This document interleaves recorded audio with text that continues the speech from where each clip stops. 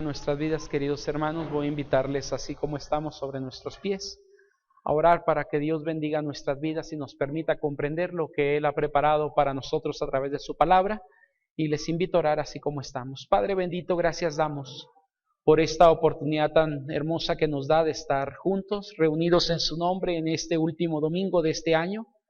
Gracias porque pone en el corazón de cada uno de los que aquí estamos, Señor, tener este tiempo para dedicarlo, Señor, hacia usted, en compañía de su pueblo.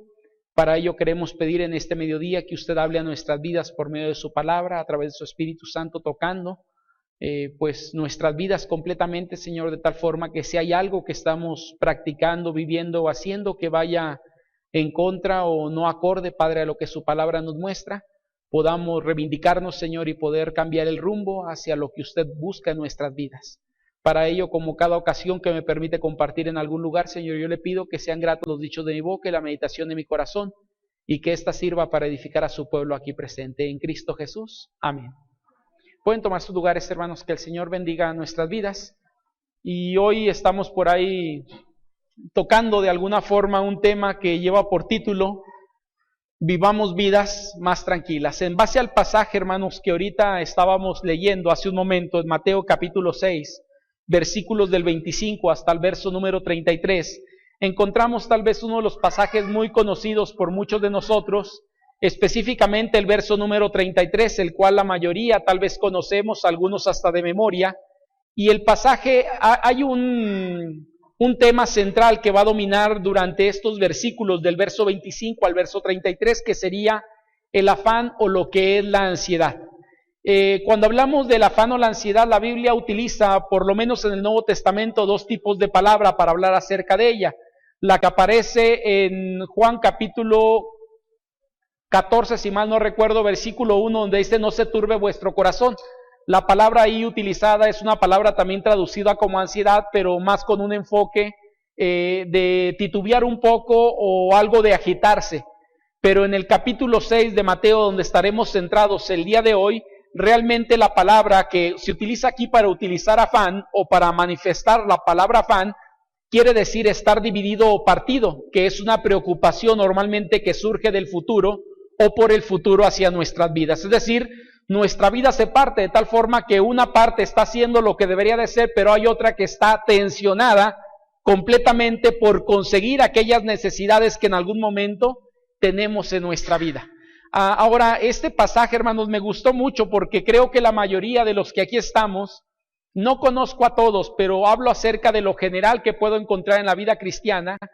Cualquier creyente puede llegar en algún momento a vivir el afán en su vida, es decir, la ansiedad por una preocupación del futuro, y esta aplica, queridos hermanos, hoy para cualquier persona. No sé si han visto, pero hoy en día está muy de moda la ansiedad o la depresión infantil, que tiene que ver precisamente con preocupaciones que yo sinceramente nunca me acuerdo haber vivido en mi infancia. Pero hoy el propio mundo en el cual vivimos ha generado preocupaciones bastante grandes que no solamente los adultos las vivimos. A cualquier edad, si hay aquí algún niño a lo mejor de 9, 10 años, puede llegar a un estado de preocupación o de ansiedad por algo sobre el futuro que le puede preocupar el día de hoy y le puede dividir mentalmente, una parte enfocada en lo que tiene que hacer y otra parte exageradamente preocupada por algo que no tiene control sobre ello, y hay esa preocupación en su vida. No solamente los niños, la adolescencia es lo mismo. Cuando hablamos de la juventud, hay jóvenes aquí ahorita en la congregación que están a punto de brincar, algunos de ellos de la etapa de lo que es la preparatoria hacia la universidad, y están ya con algunos afanes de qué estudiar, las fichas que se entregan en febrero, marzo y varias cuestiones más. Y si hablamos aún de la gente adulta, vivimos también algunas preocupaciones por algunas deudas, por algunas circunstancias del futuro que producen intranquilidad en nosotros, pero no solamente un agitarnos, sino literalmente el partirnos emocionalmente para estar pensando en cómo hacerle para solucionar algunos eventos del futuro. Este pasaje, hermanos, nos da un antídoto para vivir, o para no vivir más bien la ansiedad, sino vivir en tranquilidad. Por eso de ahí surge el título que he puesto a la prédica de este mediodía: Vivamos vidas más tranquilas. Yo no sé cómo te haya ido en este 2019 que está a punto de terminar. pero seguramente en medio de este año hemos atravesado conflictos diversos en nuestra vida, problemas bastante fuertes, afanes bastante importantes para nosotros, donde nos hemos concentrado tal vez por mucho tiempo. ¿De dónde surge el afán o la ansiedad? Puede ser, como lo dije ahorita, problemas económicos tal vez que alguno de ustedes o como familia podamos estar experimentando. Puede ser alguna enfermedad donde el médico te ha dado un diagnóstico no tan correcto y puedes consumir tu vida pensando en aquellas cuestiones de cómo solucionar esto que el médico dice que es complicado para ti o para alguien de tu familia. Podemos hablar aún de una circunstancia familiar, de problemas constantes, de una separación, de un problema tal vez de relación personal en la propia familia que generan incertidumbre, que te pueden tener partido emocionalmente entre intentando hacer lo que tienes que hacer y otra parte totalmente preocupada por hacer algo por aquello que necesitas mejorar en tu vida o tiene que mejorarse en tu vida. Quisiera invitarte, querido hermano y hermana, a que me acompañes a este pasaje, Mateo capítulo 6, porque creo que encontramos aquí algunas enseñanzas que el pasaje nos muestra para vivir una vida con mucho más tranquilidad. Ahora, quisiera hacer una acotación a esto que acabo de mencionar. El pasaje, hermanos, literalmente, ¿quién lo menciona? Jesucristo. Hay pasajes que hablo del Nuevo Testamento a través de lo que Pablo expresa, y claro, creemos que tanto Pablo como cualquier escritor fue inspirado por Dios para plasmar aquello y que pudiera quedar para una enseñanza hacia nuestras vidas como creyentes. Pero cuando hablamos de los evangelios, esta parte en particular me fascina, porque no son palabras de cualquier personaje, sino es una enseñanza que Jesucristo está dando hacia los discípulos primeros que Él tiene, que supongo que encuentra este problema en ellos como lo encuentra también en muchos de nosotros el día de hoy. Esta enseñanza, hermanos, del capítulo 6 es parte de la enseñanza del Sermón del Monte, que es una de las prédicas más grandes del Señor Jesucristo, que abarca del capítulo 5, capítulo 6, capítulo 7 del libro de Mateo. Todavía esto, que es el 6, es parte de aquella enseñanza dada por Jesucristo a los discípulos. Y lo que me pregunté primero antes de compartir cualquier cosa es, ¿por qué Jesús habla de la ansiedad? Aquellos 12 hombres, en conjunto con toda la gente que estaba escuchando en ese momento el Sermón del Monte, en ese lugar, ¿por qué habla acerca de este tema? Y yo creo que normalmente cuando Jesús toca un tema, tiene que ver con algo que está detectando o con algo que sabe en el corazón de aquel que le está escuchando. Y posiblemente, hablo de una posibilidad porque la Biblia no nos lo dice del todo, pero podemos entender que tal vez aquella gente que estaba escuchando a Jesús, muchos de ellos estaban ahí, pero en algún sentido estaban con su mentalidad en alguna preocupación posiblemente, hermanos, que le estaba consumiendo interiormente. Los discípulos podían estar ahí presentes, pero había algunas cuestiones posiblemente que estaban preocupándoles, y Jesús entra con este tema, no lo saca de la nada tampoco, porque en el capítulo 6 que leímos ahorita, antes de entrar al verso 25, Él habla acerca de Dios y las riquezas. Ninguno puede servir a dos señores, porque o aborrecerá al uno y amará al otro, o estimará al uno y menospreciará al otro. No podéis servir a Dios y a las riquezas. Posiblemente la preocupación mayor de la gente en ese momento era la cuestión económica sobre el sustento diario de ellos y de su familia. Si podemos notar, el verso 25 comienza diciendo, por lo tanto os digo. Cuando Él dice, por lo tanto os digo, está ligando los versículos anteriores a estos versículos que estaremos tocando en este mediodía o en esta tarde. Hay un ligue, porque lo que está haciendo es, lo que dice es, si buscas la riqueza, si buscas sustentarte, cuidado con esto, no entres en la preocupación desmedida, no entres en el afán o en la ansiedad, y nos da algunas razones para vivir tranquilamente en nuestra vida. Quisiera tocar, hermanos, el día de hoy, pues, el tema que es, vivamos vidas más tranquilas. Hay por lo menos 3 segmentos que quiero compartir contigo. El primero de ellos abarca del versículo 25 al versículo 30 de este pasaje. Me voy a permitir leerlo y dice así: por tanto os digo, no os afanéis por vuestra vida, ¿qué habéis de comer o qué habéis de beber? ni por vuestro cuerpo que habéis de vestir. ¿No es la vida más que el alimento y el cuerpo más que el vestido? Mira las aves del cielo, que no siembran, ni siegan, ni recogen en graneros, y vuestro Padre Celestial las alimenta. ¿No valéis vosotros mucho más que ellas? ¿Y quién de vosotros podrá, por mucho que se afane, añadir a su estatura un codo? ¿O por el vestido? ¿Por qué os afanáis? Considerad los lirios del campo, cómo crecen, no trabajan ni hilan. Pero os digo que ni aun Salomón con toda su gloria se vistió así como uno de ellos. Y si la hierba del campo que hoy es y mañana es echada en el horno, Dios la viste así, ¿no hará mucho más a vosotros, hombres de poca fe? Sabes, me fascina lo que el pasaje maneja, porque el pasaje nos va a hablar, número uno, creo que es el primer punto, que el pasaje toca. Cuando hablamos de vivir vidas más tranquilamente, número uno, ¿por qué vivir esas vidas tranquilas? Número uno, confiando en qué dice, hermanos, en la misericordia de Dios. Si el pasaje manifiesta algo en estos 5 versículos, es la misericordia de Dios no solamente sobre el ser humano, hermanos, sino la misericordia de Dios demostrada aún a su propia creación, entre la cual está el ser humano, que no es cualquier cosa el ser humano, sino es tal vez dentro de lo que Dios hace. Algunos llaman a esto la corona de la creación. Lo que puedo decirte es una especial creación de Dios, que no es hecha de la misma forma que Dios hace la creación que ya había hecho. No sé si podemos notar, ¿no? Pero hago aquí una distinción. En el libro de Génesis podemos encontrar esto. Cuando Dios crea los animales, las plantas del campo, ¿cómo hace Dios todo esto? Con su sola palabra. Pero cuando llegamos al ser humano, ¿qué es lo que Dios hace con el ser humano? No lo hace solamente por su palabra, sino lo forma con sus manos y después sopla aliento de vida en él. Y me parece que esto tiene que ver algo especial, porque el pasaje nos va a hablar precisamente del ser humano como superior en esa creación, en la cual si Dios tiene cuidado sobre las demás cosas, tendrá cuidado entonces también sobre nosotros como hijos de Dios, como creyentes, y aún por ser parte de la naturaleza que Dios ha creado de este mundo. Y el pasaje, hermanos, nos muestra que es innecesario entonces preocuparnos por algunas cuestiones de la vida, como el vestido, como el alimento, es innecesario, y nos da algunos silogismos para entenderlo. ¿Sabes? Aún Dios nos trata de hacer entrar esto por la forma lógica. Aquellos que han estado en preparatoria o universidad, sobre todo en la preparatoria, es donde te enseñan los silogismos.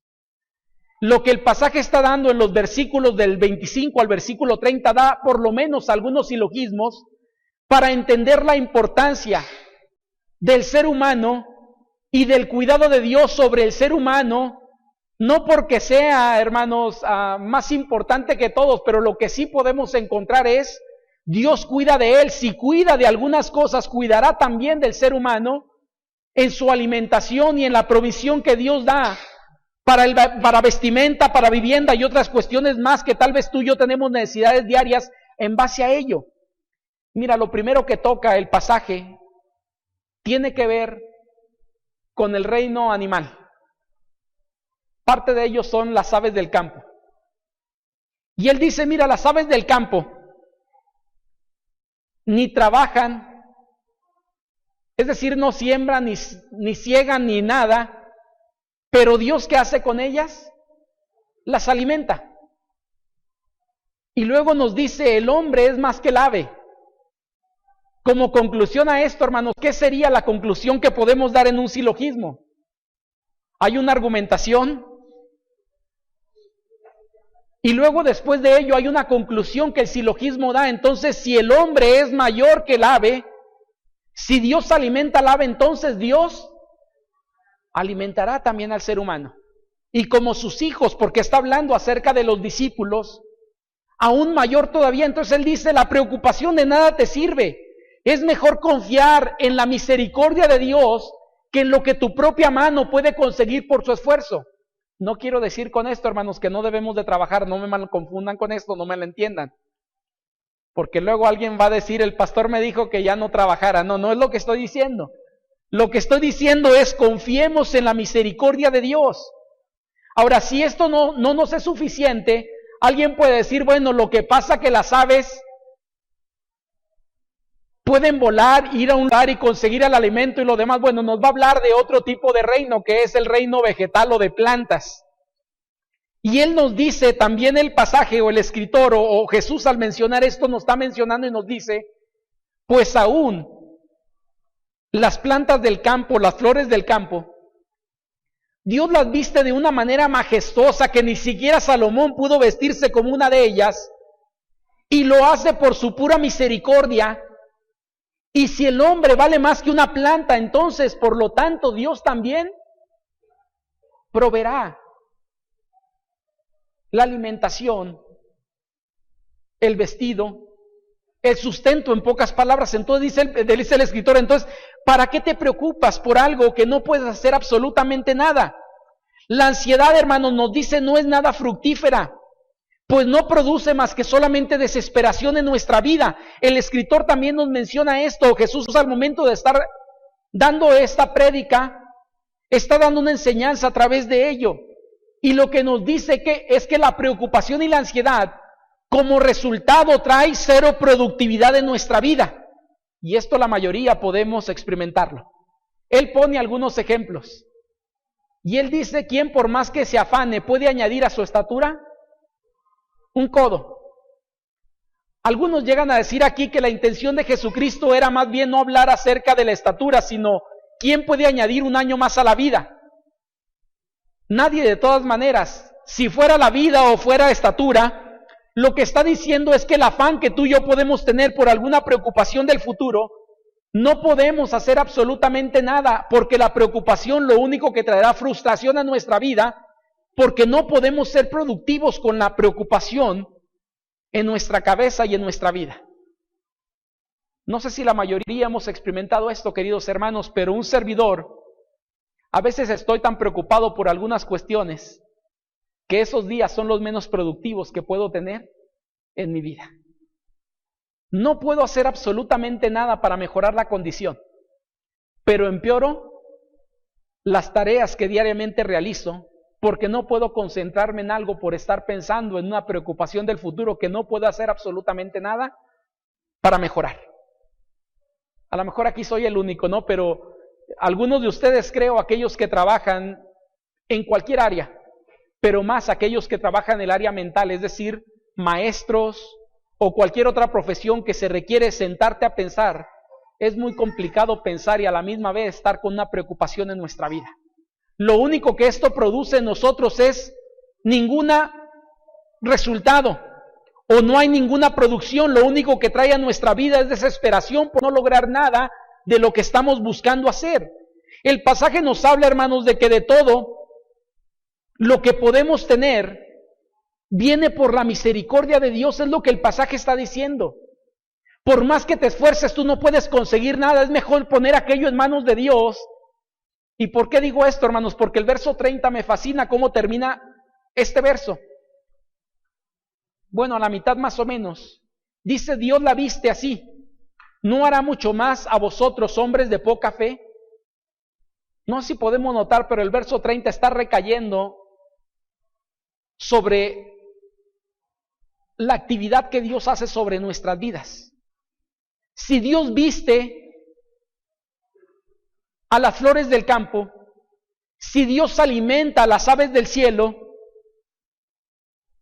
podemos confiar que Dios en su misericordia es abundante y puede derramar para nosotros bendición de tal forma, hermanos, que no tenemos por qué preocuparnos más de la cuenta.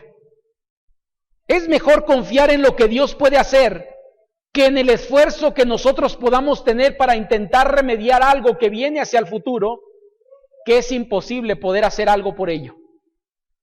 Por eso lo que digo aquí, hermanos, creo que todos nosotros, si el próximo año 2020, o este año, lo que resta y el próximo año, queremos vivir vidas más tranquilas, la mejor forma de hacerlo es confiando en la misericordia de Dios, más que en la preocupación desmedida de tratar de hacer algo por algo que no se puede remediar ni encontrar una solución perfecta. Hay una segunda cosa que el pasaje nos muestra: cómo tener vidas más tranquilas, no solamente confiando en la misericordia de Dios, sino creo que la segunda cosa aparece por ahí en pantalla, es cultivando una actitud correcta ante Dios. ¿Por qué hablo acerca de una actitud? El versículo 31 y 32 nos dice: no os afanéis pues diciendo, ¿qué comeremos, o qué beberemos, o qué vestiremos? Porque los gentiles buscan todas estas cosas, pero vuestro Padre Celestial sabe que tenéis necesidad de todas estas cosas. Algo que puedo entender aquí, queridos hermanos, tiene que ver con la actitud o el accionar del creyente ante la preocupación. Estos versículos lo que van a hacer es un comparativo entre el creyente y el no creyente, entre el hijo de Dios y el que no es hijo de Dios, entre el cristiano y el que no es cristiano. Lo que aquí nos dice en uno de los versículos, que es el verso número 32, porque los gentiles, que dicen, hermanos, buscan todas estas cosas. La parte como comienza ese versículo me fascina, porque creo que la ansiedad es incompatible con el Hijo de Dios, pues su confianza estaría en Dios y no en las circunstancias. Pero el no creyente, ya que no tiene a Dios como su estandarte, como alguien en quien echar mano, como alguien en quien apoyarse, como alguien en quien confiar, entonces el no creyente sí puede vivir esa ansiedad, vivir esa preocupación desmedida, porque realmente no hay una base sólida. Él está confiando en sí mismo, no está confiando en alguien que puede solucionarle sus problemas como nosotros lo hacemos en Dios. Por eso digo que la ansiedad es incompatible con el Hijo de Dios. El gentil o el no creyente tiene todas las razones para vivir partido o dividir su pensamiento intentando solucionar sus problemas. Y digo que tiene todas las razones porque ya que no confía en Dios, ¿en quién confía el gentil o el no creyente? En su propio esfuerzo. En alguien que puede ayudarle para hacer algo, y esto entonces puede llevarlo a una situación de desesperación total, que mucha gente puede caer en problemas bastante graves, y algunos de ellos hasta el propio suicidio, por la desesperación, por el afán que tienen, por la preocupación desmedida. Hace 2 días por ahí me hablaron del gobierno del estado de Durango para una mesa que quieren tener con líderes de las iglesias evangélicas, porque no sé si tú sabías, pero el índice de suicidios en Durango ya rebasó el año pasado desde a principios de este mes de diciembre, más los que van surgiendo en estos días. Y ellos están buscando darle una solución o algunas estrategias que pueda ayudar a la gente que está viviendo este tipo de circunstancias. Y quiero decirte algo, cuando hablamos de muchos de esos suicidios, tienen que ver algunos de ellos por deudas, por situaciones, no todos, pero digo algunos de ellos, por preocupaciones del futuro, por incertidumbres que hay en sus corazones, y otros más simple y sencillamente porque no hay propósito en la vida. Y pueden llevarlos a un acto de este tipo de quitarse o tratar de quitarse la vida, porque no encuentran a alguien que pueda ayudarles en las condiciones en las que están atravesando o viviendo. El pasaje nos dice que el creyente no puede vivir como el no gentil. Hace aquí una diferenciación entre uno y el otro. El gentil puede vivir jalándose los cabellos si quiere, porque no hay una fuente de autoridad que pueda ayudarle en medio de los conflictos que experimenta. Pero el creyente se supone, queridos hermanos, que tenemos a Dios como nuestra fortaleza principal, como la principal ayuda en nuestra vida. Y si eso es una realidad, entonces ¿por qué preocuparnos? Si todo está al control de Dios. Y encontramos un Dios que siempre se preocupa por sus hijos, un Dios que es soberano pero actúa en favor de aquellos que creen en Él. Y la Biblia nos habla de algunos pasajes, ¿no? Y nos dice en uno de los salmos, si mal no recuerdo, que no he visto pobre desamparado o hijo de Dios desamparado, ni de su descendencia que mendigue pan. Y es una realidad. Podemos encontrar en Dios nuestra fortaleza. Podemos encontrar en Dios nuestro auxilio, nuestra ayuda. Podemos recargarnos en Él en esos momentos difíciles, pero el no creyente puede vivir bajo esa condición porque realmente no tiene un ancla donde agarrarse. La ansiedad, hermanos, creo que en la vida del creyente tristemente deshonra al Padre, pues hace parecer a nuestro Dios como si no tuviera el poder para obrar a nuestro favor, o simple y sencillamente no quisiera obrar en nuestro favor. A veces nuestra condición de cómo actuamos, por eso hablamos de actitud, parecería que el Dios en el que creemos es incapaz de hacer algo por nosotros. Por eso digo que la condición de la preocupación desmedida, de la ansiedad o el afán, lo que refleja en nuestra vida es que nuestro Dios no tiene la capacidad para obrar en medio de las circunstancias o no quiere hacer algo por nosotros. Y es la imagen que estamos dando ante las demás personas. Hay malos testimonios que damos, haciendo o no haciendo en algunos momentos. En la mañana en estudio bíblico hablamos acerca de Jonás y cómo pues es un mal testimonio el que está dando cuando se va a un lugar donde Dios no le pide, y aún los marineros terminan creyendo en Dios más que lo que Jonás estaba creyendo en ese momento. Y de verdad a veces es triste ver a muchos creyentes, y me incluyo dentro de ellos, porque en algún momento puede ser que viva esto, donde mi vida refleja que Dios no es capaz de ayudarme, que Dios no es capaz de hacer algo por mí. Y no es porque Dios no es porque Dios sea así, sino porque yo estoy reflejando algo que no debería reflejar con mi actitud, con mi actuar, momento tras momento. La ansiedad, digo, deshonra al padre, pues lo hace parecer como alguien que no quiere o no puede ayudar a sus hijos. El pasaje recalca en el verso 32, los gentiles buscan todas estas cosas, pero vuestro Padre Celestial sabe que tenéis necesidad de todas estas cosas. Ahora, hermanos, ligo aquí este pasaje con otro de la Escritura. No sé cómo percibas tú al Padre que tienes o al Padre que tenemos, pero la Escritura nos dice que si los padres terrenales que tenemos son buenos padres a pesar de lo que son, nuestro Padre Celestial es mayor que ellos. Y la Escritura nos dice que ¿qué padre le dará a su hijo una piedra si tiene hambre? Ninguno de ellos. O una serpiente. Pues nuestro Padre que está en los cielos es mayor que cualquier padre terrenal, por lo tanto, responde aún de mejor manera ante las necesidades de sus hijos. Tal vez no satisface todo lo que quisiéramos, pero por lo menos algo que he comprobado en mi vida y en la vida de mucha gente es que Dios da por lo menos lo que requerimos, y siempre aún más allá que eso. La ansiedad, lo voy a decir así, hermanos, sin quitarle ninguna palabra, pero la ansiedad es un pecado que deberíamos de evitar en nuestra vida. ¿Por qué digo que el afán y la ansiedad es un pecado? Porque la Escritura nos dice que el que sabe hacer lo bueno y no lo hace, le es pecado. Y hay gente que en lugar de confiar en Dios, está intentando quitarse los cabellos de su cabeza por la preocupación desmedida en la cual está atravesando en el conflicto que experimenta.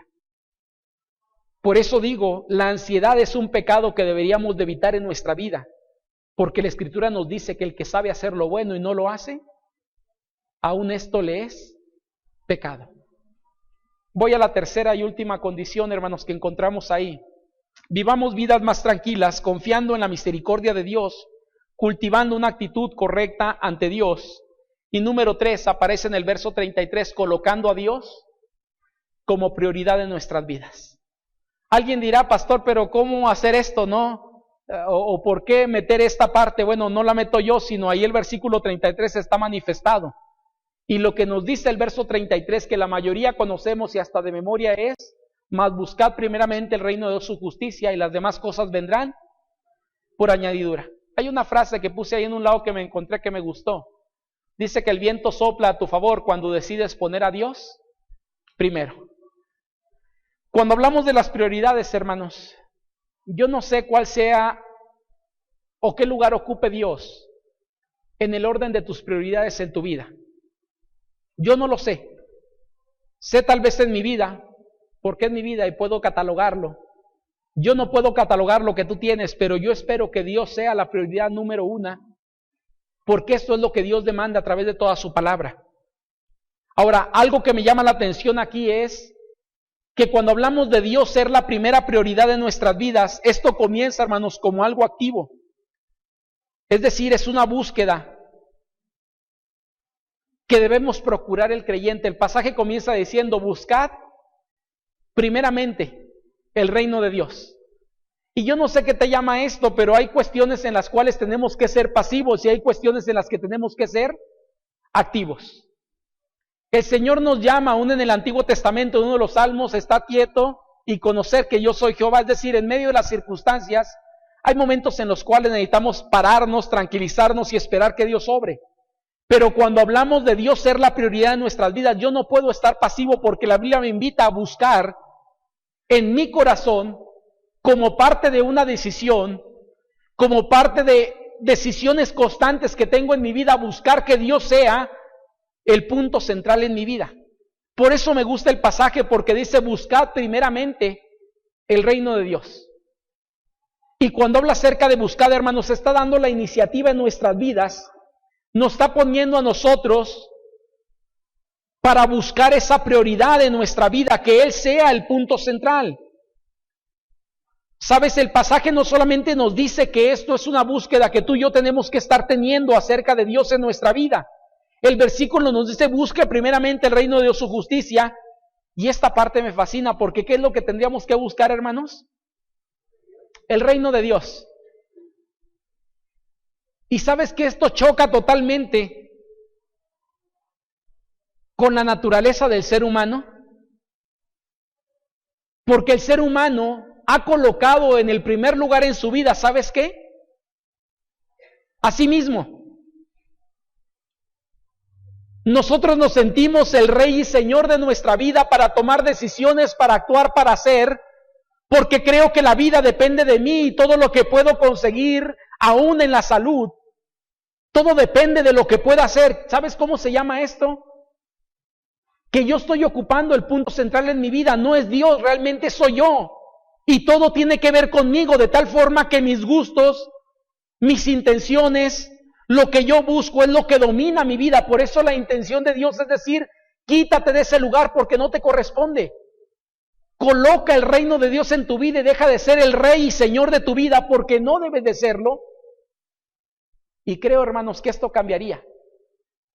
¿Por qué digo esto? No, porque la realidad es que el desafío a cambiar el reino por otro reino será un beneficio para aquel que lo realice. Mira, querido hermano, si tú fueras el rey de México o de algún imperio, el que tú quieras, ¿qué buscan normalmente los reyes? Todo está en torno a ellos. Todo tiene que ver con ellos y quieren ser el punto central de todo, porque para eso es el rey y se supone que ese es el lugar que ocupa. Y es la realidad de lo que la mayoría vivimos. Porque ¿sabes por qué nos preocupamos? Porque estamos buscando cosas, hermanos, que tienen que ver con nosotros. Todo tiene que ver conmigo, por lo tanto busco lo mejor para mí. Hay gente que está preocupada en el 2020 por cambiar de auto para tener un mejor auto para sí mismo. Para adquirir no sé qué cosas porque tiene que ver con él. Estoy pensando en mí. Si dejara de pensar en mí, pensar en el reino de Dios, creo que la preocupación desmedida cambiaría en muchos de los sentidos. Porque ya no estaría buscando tantas cosas para mí, sino estaría buscando cosas para el reino de Dios. Y si algo yo puedo entender es que en el reino de Dios no se da tanto afán ni tanta ansiedad. O por lo menos yo no lo experimento, no sé los demás, pero no lo experimento. Déjame te digo por qué no, porque yo he entendido que una iglesia no va a crecer conforme a las ganas que yo le pueda echar como pastor. La Escritura nos dice que el crecimiento depende de Dios. Ahora, esto no me exime de mi responsabilidad como pastor para prepararme en las áreas que tengo que prepararme, en predicación, estudios, poder guiar a la iglesia tal vez en el plan de trabajo y lo demás. Pero el resultado no se dará a través de lo que yo pueda hacer.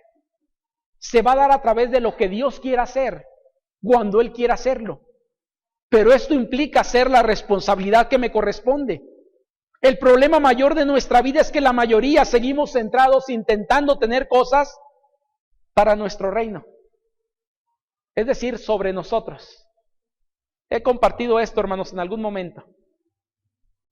Una cosa es tener algo con qué vestirme y otra cosa es querer tener ropa de marca para vestirme. ¿Sí me explico con esto? Es decir, un pantalón de 150 pesos me va a cubrir lo mismo que un pantalón de 4,000 pesos. La única diferencia es que uno no se mira igual que el otro, entonces yo quiero el de 4,000 y no el de 150. Un vehículo puede trasladarme de un lado a otro y puede ser un vehículo de 40,000, 50,000 pesos en buenas condiciones, como un vehículo que puede costarme 600, 700,000 pesos. Me van a servir para lo mismo. El problema es que a mí no me gusta el de 50,000 porque ese no trae pantallas en los respaldos de los asientos. Ese no trae todo lo que un vehículo bueno trae. No trae ni siquiera una pantalla para poderme guiar. No sé ni cómo manejarla, pero quiero una pantalla. Y varias cuestiones que están ahí.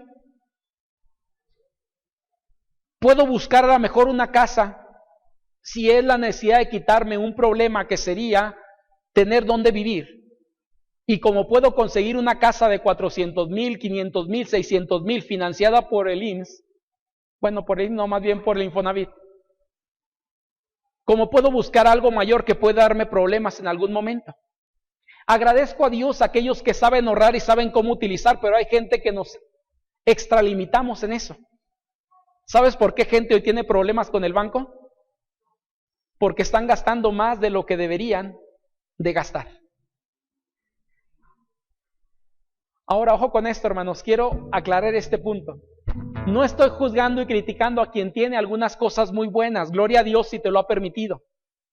El asunto es que si Dios te ha dado para darte esos lujos, gloria a Dios, pero si no te ha dado para ello, no te metas en problemas, porque llegará un punto en el que el afán y la ansiedad se conviertan en un problema en nuestra vida porque no hemos sabido administrar aquello que Dios nos ha dado, sino que estamos gastando más de lo que deberíamos. Hay cosas, hermanos, en el mundo en el que vivimos consumista que nos lleva a esto porque todo tiene que ver con nosotros. Y a lo mejor hoy traigo una línea de crédito de 50,000 en el banco, ¿no? En la tarjeta de crédito. Y hay gente que dice, viene Navidad, viene no sé qué, entonces a meterle dinero ahí a pagar con todo eso. El problema no es lo que voy a gastar. El problema es cómo voy a pagar aquello que gasté. Por lo tanto, yo entonces digo, no puedo gastar tanto, sino solamente es la cantidad adecuada, que puedo solventar en los próximos tiempos. Dios llama, hermanos, a hacer un intercambio. Y este intercambio a mí me parece fabuloso. Porque el intercambio que Dios pone es el siguiente. Él dice, busca primeramente el reino de su justicia y las demás cosas vendrán por añadidura. Yo lo he entendido así. Dios dice, preocúpate por lo mío, yo me preocupo por lo tuyo. Hasta ahorita es lo que he hecho en mi vida. Yo me preocupo por el reino de Dios. Eso implica mi relación con Dios, mi servicio a Dios y todo lo que yo puedo hacer para servir a Dios y glorificar a Dios. Y lo que Dios dice, entonces cuando tú hagas eso, yo te doy las añadiduras. ¿Qué son las añadiduras, hermanos? De lo que está hablando el pasaje. Todas las necesidades suplidas. A lo mejor algunas batallamos, pero por lo menos estamos cubiertas las necesidades básicas que la mayoría de la gente tiene, porque Dios suple eso. Y lo que Dios dice es un intercambio. Si tú te preocupas por lo mío, Dios dice, entonces yo me preocupo por lo tuyo y las añadiduras te las voy a dar cuando sea necesario. Tal vez no como nos gustarían, pero las cosas básicas, Él dice, allí estarán. Yo entendí esto cuando entré al ministerio hace 14 años y algunos meses. Yo entendí que el que invita paga. Y cuando Dios me llamó, de verdad entendí eso. Ya mi preocupación no era buscar un negocio, buscar esto, buscar aquello. Si algún día Dios me lo da, gloria a Dios por ello, pero no es mi preocupación principal. Mi preocupación principal es Dios y su reino. Y hasta ahorita puedo decirte que nunca me ha faltado nada. No he vivido tampoco en abundancia total, pero nunca me ha faltado nada. Y yo creo que simple y sencillamente lo que vivo es una aplicación de lo que yo entendí en base a este versículo y otros más cuando Él me dice, busca mi reino y las demás cosas te vendrán por añadidura. Y Dios me ha dado cada cosa que he necesitado en el momento que he requerido Y gloria a Dios que ha sido aún más allá de lo que tal vez en algún momento he requerido. Pero me gusta lo que Dios dice, porque Él dice, si te preocupas por mi reino, si es tu prioridad número uno, entonces yo me preocupo por tus necesidades. Las añadiduras yo te las doy conforme creo tienen que ser dadas y en el momento que tenga que ser dadas cada una de ellas. Esto se llama, hermanos, vivir bajo el señorío de Cristo. Cuando Él dice que Él quiere ser el punto número uno en nuestra vida, se llama vivir el señorío de Cristo en nosotros. Porque quito ese trono de David que estaba poseyendo ese trono, estaba sentado en ese trono y no se quería quitar del trono para colocar ahora a Cristo en ese lugar. Y cuando Cristo está ahí, hermanos, créeme, la vida cristiana se vive mucho más tranquila que cuando yo estoy sentado en ese lugar que no me corresponde, pero me encanta estar cada vez que puedo estar. Y Dios dice, quítate de ahí, ese no es tuyo. El centro de tu vida no eres tú. El centro de tu vida soy yo. Y lo que tú batallas, yo cuido de ti. Y yo estoy ahí para ayudarte en los momentos difíciles. Por eso digo, esto se llama señorío de Cristo sobre la vida. Lo que debería de ser o hacer un creyente momento tras momento en su vida. La invitación, queridos hermanos, si realmente queremos vivir vidas más tranquilas, hay 3 cosas por lo menos que debemos de entender. Para vivir vidas más tranquilas, necesitamos confiar en la misericordia de Dios, cultivar una actitud correcta ante Dios y colocar a Dios como prioridad en nuestras vidas. Doy algunas enseñanzas extras, hermanas, al pasaje para cerrar, como conclusión. ¿Qué es lo que me enseña este pasaje? Número 1, que la preocupación es innecesaria en nuestra vida. La preocupación es innecesaria, inútil y hasta perjudicial para muchos de nosotros. El que se afana no añade años a su vida, sino le está quitando vida, pero años a su propia vida. ¿Se acuerdan lo que decía hace rato del codo? Añadir un codo a la estatura. Algunos llegan a decir que esta parte, la intención era añadir un año a la vida. Pero la preocupación y la ansiedad en lo único que hace no es añadir años a nuestra vida, sino es quitar años a nuestra vida. Puedes ver esto, hermanos, la gente más preocupona es la gente que más años aparenta, más problemas tiene a veces con su corazón o todas las cuestiones relacionadas con esto, porque son demasiado preocupones, o somos, dijo el otro. Y esto no debería de ser porque no ayuda, es innecesaria, inútil y perjudicial. La preocupación, hermanos, es ciega también. ¿Por qué digo que es ciega? Porque no logra ver la misericordia de Dios derramada en las demás cosas. Es decir, la gente no ve cómo Dios bendice a las flores del campo, cómo cuida de los animales de la creación. Pero tú y yo podemos ver eso, entonces podemos tener la seguridad de que Dios cuida también de nosotros. Y la preocupación es atea. ¿Por qué digo que es atea, hermanos? Porque quien se preocupa en extremo está actuando como si Dios no existiera. El ateísmo tiene que ver con eso, es decir, niega la existencia de Dios, o la gente atea vive como si Dios no existiera. El creyente que vive en una vida de preocupación total, de afán o de ansiedad, está actuando como si Dios no existiera. Dios existe, hermanos. Lo que yo piense o lo que yo pueda aparentar no cambia la existencia de Dios, pero eso estoy mostrando con mi vida, como si Dios no estuviera ahí para ayudarme en los momentos difíciles. Y si algo nos dice la Biblia, hermanos, es que Dios está ahí. Hay un versículo que me fascina: clama a mí, perdón, y yo te responderé. No siempre nos dará lo que queremos, pero nos responderá y Él dirá: esto es lo que necesitas. No lo que quieres, pero sí lo que necesitas. Oramos. Padre bendito, gracias damos, Señor, por esta oportunidad que nos da de meditar en su palabra. Gracias porque nos muestra, Señor, que el afán y la ansiedad son condiciones, Señor, que en la vida del creyente no deberían de caber, Padre bendito, A veces es necesario cierta preocupación, pero no como los gentiles, Señor, no como la gente que no le conoce, sino que podamos vivir en medio de la preocupación que pueda generarse, confiando, Señor, en que usted tiene el control sobre cada circunstancia. Y usted obrará, Señor, en el momento que crea prudente y necesario para nosotros, Señor, aunque nosotros no podamos percibir lo mismo, pero sabemos que sus tiempos son perfectos. Gracias por lo que ha hecho en nuestras vidas, porque nos ha llamado para ser sus hijos, pero permita, Padre, que nuestras vidas puedan reflejar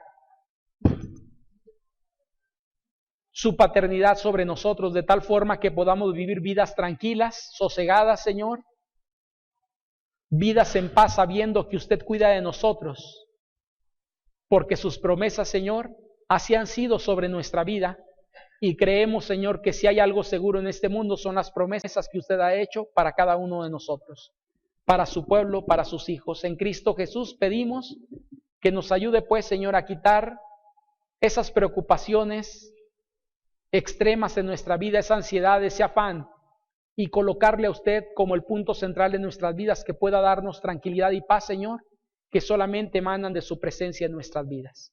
En Cristo Jesús pedimos esto.